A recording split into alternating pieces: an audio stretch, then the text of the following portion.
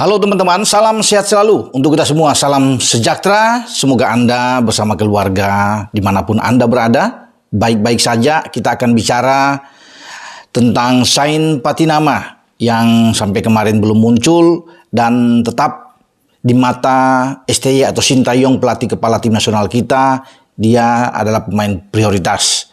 Tentunya walaupun dia tidak datang dan pastikan tidak akan tampil dalam pertandingan pertama atau laga pembuka di grup D, di mana tim nasional kita akan bertarung melawan Irak di Al Rayyan Stadion Ahmed bin Ali ya pada jam 21.30 kalau tidak salah waktu Indonesia bagian barat, dan itu akan disiarkan oleh RCTI nantinya.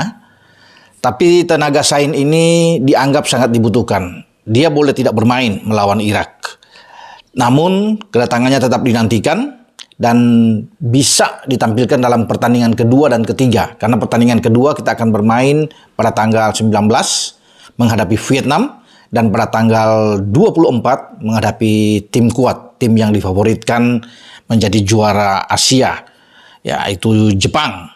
Nah, Sain tetap ditunggu, tadi artinya tidak ada pengorbanan. Kenapa saya bilang pengorbanan? Karena sebelumnya kan kita tahu ada 2 pemain yang sudah dicoret. STY memutuskan 26 pemain. Sadil dan Arkan Fikri pulang.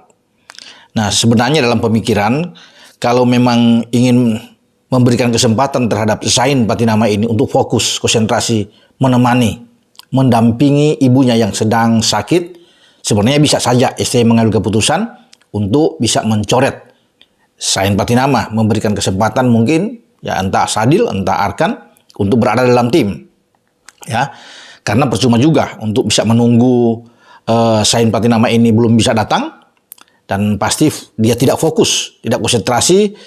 Di satu sisi dia ingin membela tim nasional Indonesia karena kecintaan dia bermain bersama dengan tim Garuda kita, tapi di sisi yang lain pikiran dia juga agak terbelah karena mengingat sang ibu yang sedang terbaring sakit, ya, sehingga bisa saja STY mengambil keputusan mengistirahatkan dulu bagi Sain, tapi tidak.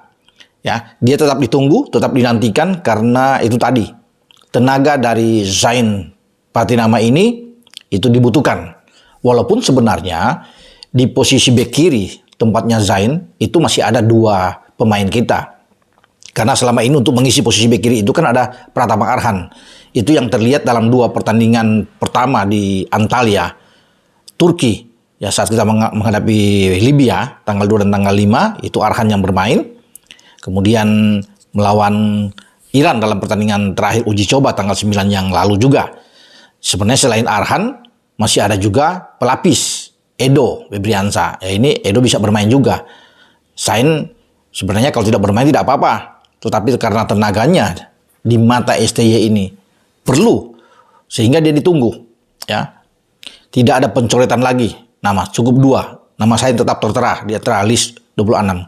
Karena apapun itu tidak akan berubah, ya. Mau Sain datang atau tidak datang, tetap nama Sain akan tercantum.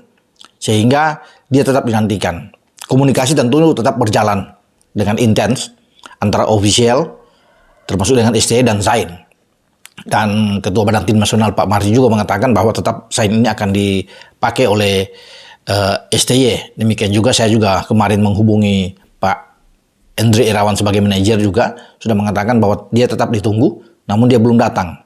Ya, ada pengertian, ya, saya pikir ini luar biasa bagaimana seorang Sain tetap dinantikan dan dia diharapkan ya untuk tampil menghadapi Vietnam dan Jepang. Dia melewatkan satu pertandingan dan itu pasti. Kalaupun Sain itu tiba hari ini atau besok, dia tidak mungkin akan dimainkan.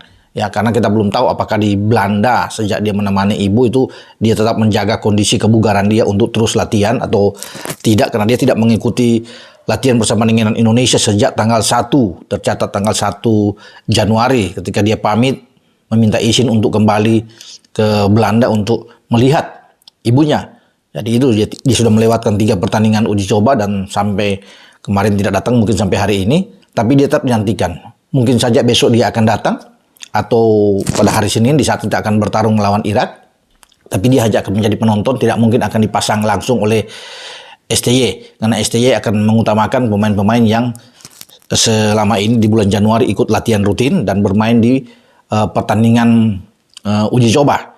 Dan saya pikir Pratama Arhan lah ia akan mendapatkan tempat utama di starting 11 atau 11 pemain pertama. Ia akan menghadapi Irak karena ini pertandingan yang krusial, pertandingan yang menentukan juga bagi Indonesia.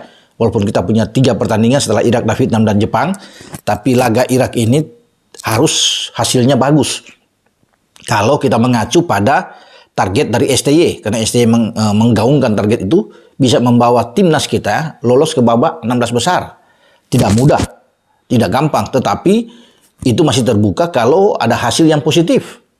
Kita tidak kalah melawan Irak. Ya, jangankan nggak usah berpikir terlalu muluk-muluk, berandai-andai kita menang, karena ini sulit kalau bisa membayangkan kita digebuk habis di Basra dengan 5 gol, tetapi paling tidak kita imbang saja. Itu yang diinginkan tentunya, hasil yang positif ini. Imbang sudah enak untuk menatap laga kedua melawan Vietnam untuk habis-habisan. Kita all out untuk bisa mencari kemenangan karena 4 poin ini dirasakan aman untuk bisa mendapatkan 1 di antara 4 jatah 3 terbaik, ya, peringkat ketiga terbaik yang akan melengkapi masuk ke 16 besar. Karena pertandingan terakhir melawan Jepang itu secara realistis kita bicara sulit kita bisa menang melawan Jepang. Kalau mau lihat prestasi Jepang yang luar biasa yang tidak terkalahkan sampai sejauh ini, dia gebuk Thailand dengan 5-0, gebuk Yordania dengan 6-1 sebelum mereka menuju ke Qatar. Ini menggambarkan bahwa mereka siap dan difavoritkan memang. Semua memfavoritkan Jepang ada di peringkat pertama untuk menjadi juara Asia. Tetapi kita harus fokus dulu sebelum ke Jepang dengan Irak, ya. Karena ini sangat penting. Kita kalah melawan Irak akan lebih sulit jalan kita untuk menuju ke Jepang, ya. Karena dengan 2 kekalahan tidak mungkin kita akan lolos ke babak 16 besar. Kendati walaupun kita bisa menang melawan Vietnam, karena ada hitung-hitungan ini dengan grup lain. Ya bisa melihat kalau grup lain juga ada tim-tim yang bisa mendapatkan 4 angka, akan sulit, ya, bagi Jordi Amat dan kawan-kawan melaju ke babak selanjutnya. Makanya kita doakan bersama pertarungan kita di lawan Irak ini harus betul-betul dilalui dengan baik oleh pasukan STY sambil menunggu kedatangan Sain Patinama. Dengan saya, Bung Ropan. Ciao.